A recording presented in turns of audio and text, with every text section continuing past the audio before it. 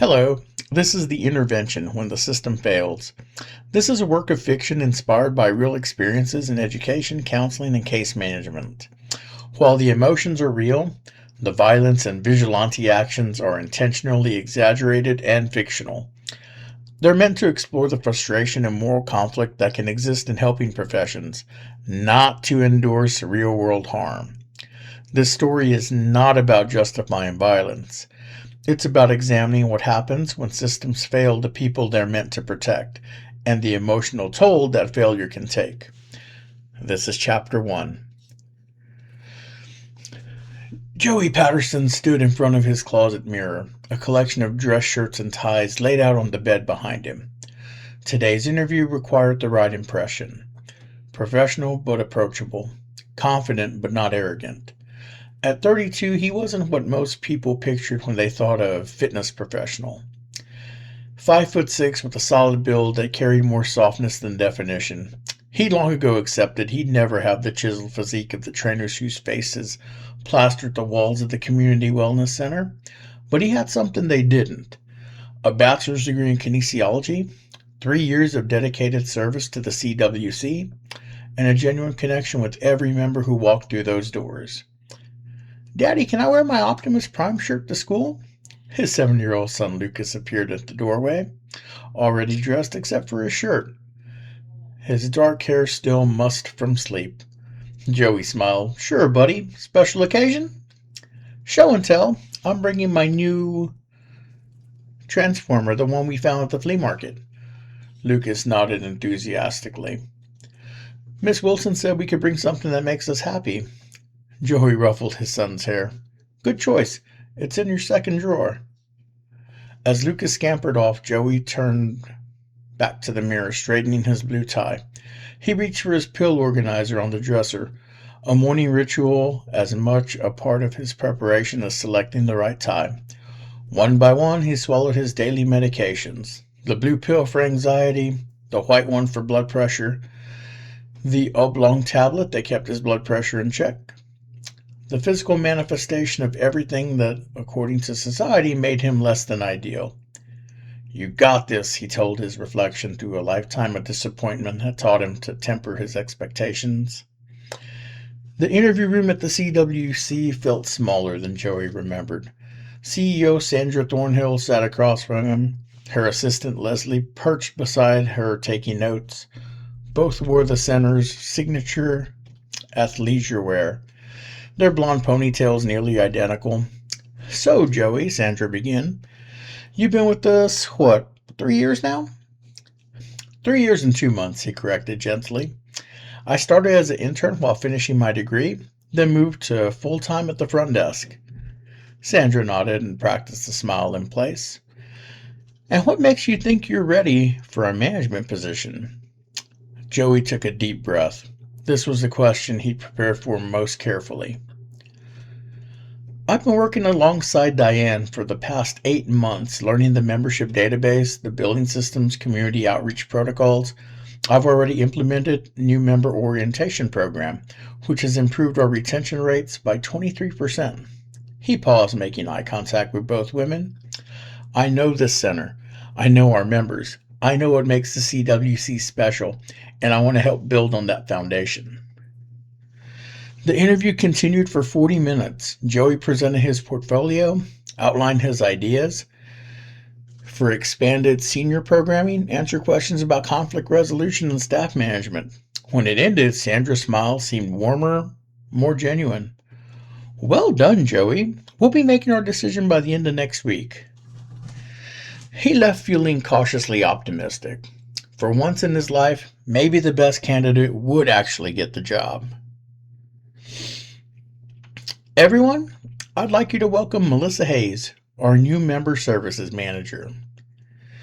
Joey froze in the middle of updating a membership form, his eyes lifting slowly to the small gathering near the staff room. Sandra stood with her arm around a slender woman with a high ponytail and a dazzling smile. Joey recognized her immediately. He trained her on the front desk systems just 3 months ago. The room spun slightly. He barely registered the scattered applause. the congratulations from the other staff members. All he could focus on was Sandra's beaming face as she introduced Melissa to the morning regulars, the words fresh perspective and new energy drifting across the room. Melissa caught his eye and gave a small wave, her expression a mixture of triumph and discomfort. Joey managed a tight nod before turning back to his computer. That evening he stayed late, a habit he'd developed during his months of preparation for a promotion that had slipped through his fingers. He was shutting down his terminal when Sandra appeared behind his desk. "Joey, do you have a minute?" He followed her to her office, took the sheet she offered.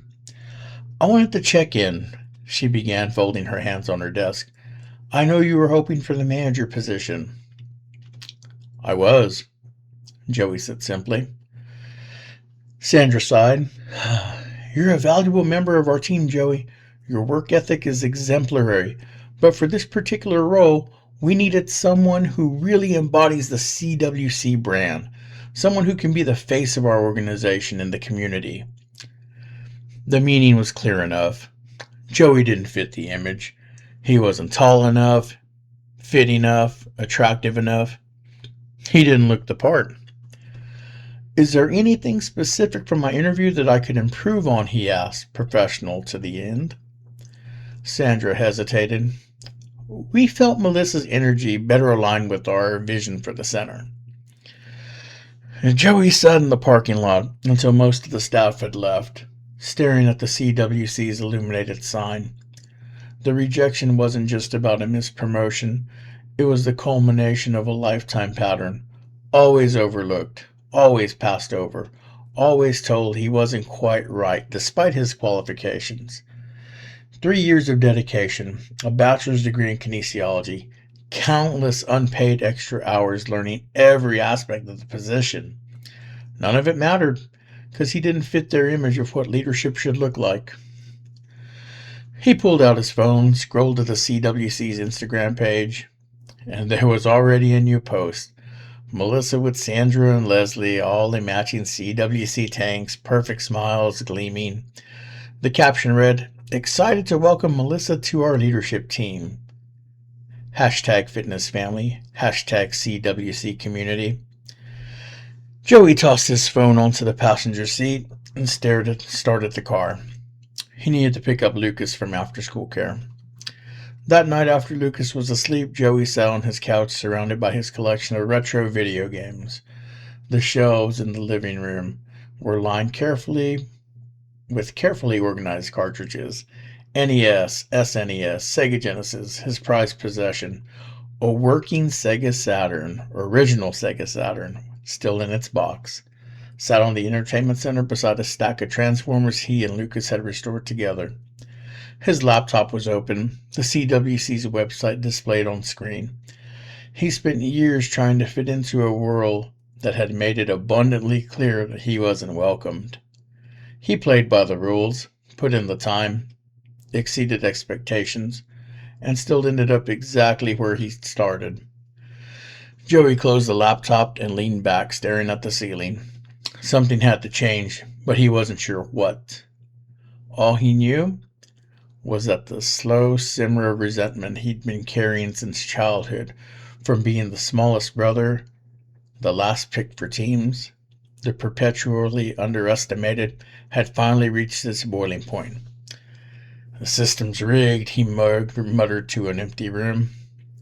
He just wasn't sure yet what he was going to do about it. And that is the end of the intervention, chapter 1. If you like this story, leave a like. If you didn't like this story, leave a like anyway. Thanks for listening, and I'll see you on the next one.